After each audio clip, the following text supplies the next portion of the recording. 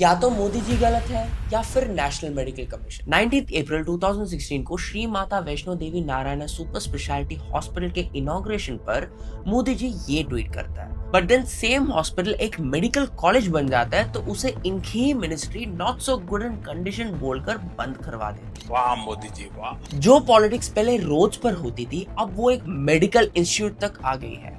हम ऐसा देश में रहते हैं जहाँ लोग मेडिकल कॉलेजेस को बंद करवाने पर खुश होते हैं, टोल बजाते हैं और मिठाई बांटते हैं। पहले जो कॉलेज सितंबर 2025 में अप्रूव था वो 90 दिन के बाद रिजेक्ट कैसे हो गया? जिस हॉस्पिटल को पीएम ने वर्ल्ड क्लास कहा था वो अचानक से खराब कैसे हो गया? बात जम्मू एंड कश्मीर की Shri Mata Vaishno Devi institute of medical excellence college की है।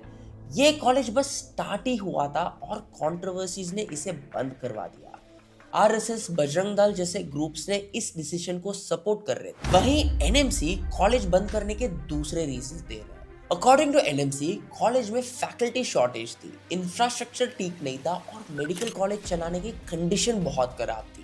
बट स्टूडेंट्स और फैकल्टी का कहना ये है कि वहाँ सब कुछ अवेलेबल था। अच्छा कॉलेज था फैसिलिटी वाइज भी, और हमें हॉस्पिटल विजिट हुई तो वो भी काफी अच्छा था। तो मतलब यहाँ की पढ़ाई, इसका लेवल अनमैचेबल है, मैं जम्मू एंड कश्मीर में बोल सकता हूँ, इवन ऑल इंडिया में मैं कह सकता हूँ। अच्छे से पढ़ा रहे थे हमें, फैकल्टीज बहुत अच्छी थी। फिर भी कॉलेज बंद करवा दिया गया। ये एक ब्यूरोक्रेटिक सर्जिकल स्ट्राइक थी जिसमें इंफ्रा डिफिशिएंसी का बहाना बनाकर एक कम्युनल क्राइसिस को लीगली खत्म कर दिया गया।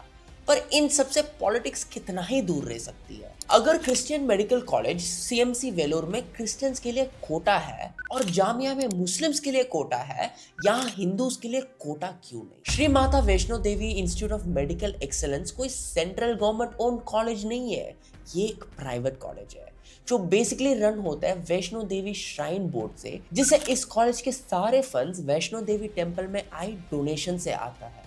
एंड इट मीन्स कि मेजरली फंड हिंदू फैमिलीज और हिंदू डिवोटीज से आता है। अब 60 अलग अलग ऑर्गेनाइजेशंस जैसे कि आरएसएस, बजरंग दल का कहना है पैसा हिंदू श्राइन बोर्ड का, तो यहाँ मुस्लिम बच्चों को ज्यादा सीट्स क्यों मिली? अब जब हिंदूज जम्मू एंड कश्मीर में माइनॉरिटी है तो इस कॉलेज में माइनॉरिटी कोटा क्यों नहीं लग रहा है? रियल इशू क्या है, इंफ्रास्ट्रक्चर या फिर स्टूडेंट लिस्ट 42-8?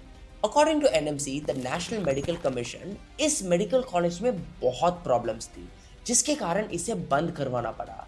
एनएमसी एक सेंट्रल अथॉरिटी है जो ministry of health and family welfare के नीचे आती है। एनएमसी का कहना था कि कॉलेज में फैकल्टी स्ट्रेंथ कम थी, इंफ्रास्ट्रक्चर इनएडिक्वेट था और डॉक्टर्स एंड प्रोफेसर्स लिमिटेड थे, जिसके कारण ये मेडिकल कॉलेज चल नहीं सकता। बट ये सिर्फ कहने की बात है क्योंकि रियल रीजन तो यहाँ सेलेक्ट हुए स्टूडेंट्स का रिलीजन है। नीट के मेरिट लिस्ट से इस कॉलेज में स्टूडेंट्स आते हैं, स्टूडेंट्स ही तो आए, इसमें क्या? बट नहीं, यहाँ पर कुछ लोग इस बात पे फोकस करने लगता है कि 50 सीट में 42 मुस्लिम स्टूडेंट्स को कैसे मिल गई, और जब कॉलेज का फंड हिंदू लोगों को डोनेशन से आ रहा है तो ज्यादा सीट्स हिंदू स्टूडेंट्स को क्यों नहीं मिली?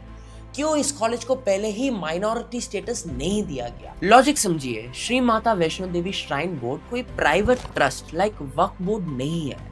ये 1988 एक्ट से बनी एक स्टैट्यूटरी बॉडी है जिसके चेयरमैन खुद जम्मू एंड कश्मीर का लेफ्टिनेंट गवर्नर है। कॉन्स्टिट्यूशन के हिसाब से बोर्ड इक्वल गवर्नमेंट और इंडिया में गवर्नमेंट सेक्युलर होती है, तो गवर्नमेंट खुद को हिंदू माइनॉरिटी डिक्लेयर नहीं कर सकती। एडमिनिस्ट्रेशन ने दिमाग लगाने की जगह कॉपी पेस्ट किया। इन्होंने बोर्ड की पुरानी यूनिवर्सिटी वाला मॉडल उठाया और मेडिकल कॉलेज पर चिपका दिया। यूनिवर्सिटी ओपन मेरिट पर चलती है तो कॉलेज भी वैसे ही चला। अगर रिजर्वेशन चाहिए था तो एक अलग इंडिपेंडेंट प्राइवेट ट्रस्ट बनाना पड़ता है जो गवर्नमेंट कंट्रोल से बाहर होता है, लेकिन नहीं, इन्हें कंट्रोल भी अपने पास रखना था और रिजर्वेशन भी चाहिए थी कि खाना भी है और रखना भी है। ऐसे कैसे चलेगा भैया? अगर प्राइवेट ट्रस्ट नहीं बनाना था तो कम से कम असेंबली में एक स्पेशल बिल पास करवाता है जिसमें लिखा होता 50% seats reserve for locals and nominees. ये भी नहीं किया। उन्होंने कॉलेज को सीधा नीट ग्रिड में प्लग कर दिया एक नॉर्मल कॉलेज की तरह, और उससे वापस स्टार्ट हो गया हिंदू मुस्लिम वाला चीज, और इसे सफर करना पड़ रहा है उन क्वालिफाइड स्टूडेंट्स को जो प्रॉपर नीट एग्जाम देके या मेरिट के बेसिस पर पढ़ने आए थे। और ऐसे बहुत कॉलेजेस है जहां सेम प्रॉब्लम है, problem of infrastructure, faculty, doctors, पर वो तो बंद नहीं हुए। पर यही क्यों? एम्स दिल्ली में 35% पोस्ट खाली है, मध्य प्रदेश के नए मेडिकल कॉलेजेस में 90% पोस्ट खाली है, यूपी में 5000 डॉक्टर्स की कमी है, तो फिर इन कॉलेजेस को भी बंद कर देना चाहिए। पर ये तो वैसे ही चल रहा है। बात समझिए, this college has been specifically targeted in terms of religion. As a doctor जिसने नीट क्लियर करा है, इतना सब कुछ पढ़ा है, every day I deal with so many patients, और उनमें से कभी किसी ने ट्रीटमेंट के टाइम मेरा रिलीजन नहीं पूछा। आई नो इंडिया में डॉक्टर्स के लिए कितना नीड है। हर दिन हर सेकंड लोग डॉक्टर्स के लिए वेटिंग लाइन में खड़ा रहता है। फॉर एग्जाम्पल, मेरे हॉस्पिटल में ओपीडी पेशेंट्स सुबह 3 बजे से खड़ा रहता है, and we can not do anything. And ये इतना लेवल तक हो चुका है that patient care is also affected. वहीं अगर नीट क्लियर करे हुए स्टूडेंट्स जो फ्यूचर में डॉक्टर्स बनना चाहता है, उनके साथ ऐसा होगा, तो इंडिया में डॉक्टर्स की कमी पूरी कैसी होगी? और क्या सिर्फ इसलिए कि एक बच्चा मुस्लिम है उसे उस मेडिकल कॉलेज में पढ़ने से रोक देना क्योंकि वो कॉलेज दूसरे रिलीजन के लोगों के डोनेशन से चलता है? पर ये इंडिया है, यहाँ कोई भी चीज बिना पॉलिटिक्स के नहीं चलती है। एजुकेशन, हेल्थ केयर, स्पोर्ट्स, हर चीज में पॉलिटिक्स होती है। तो भाई अभी भी टाइम है अपना दिमाग खोलो, क्योंकि ट्रीटमेंट के टाइम पर जब डॉक्टर चाहिए होगा ना, तब वो हिंदू है या वो मुस्लिम है इससे फर्क नहीं पड़ेगा, वो भगवान ही नजर आएगा। For example, when I was treating a patient recently told me कि अल्लाह ऊपर है और आप नीचे हो, एंड आई वाज लाइक यार मेरे को इतना अच्छा कॉम्प्लीमेंट मत दो।